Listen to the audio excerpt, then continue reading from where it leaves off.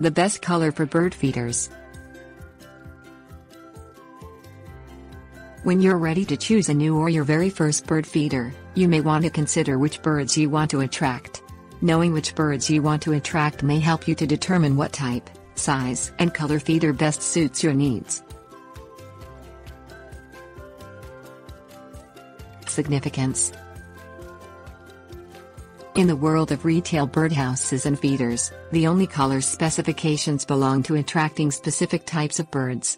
In fact, most birds pay little attention to the specific color of a feeder but worry more about the type of feed in the feeder or how the feeder administers feed.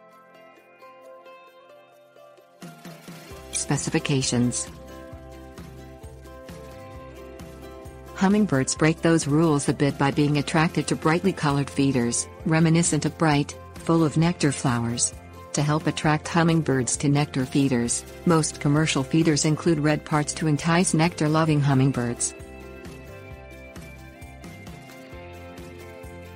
Considerations.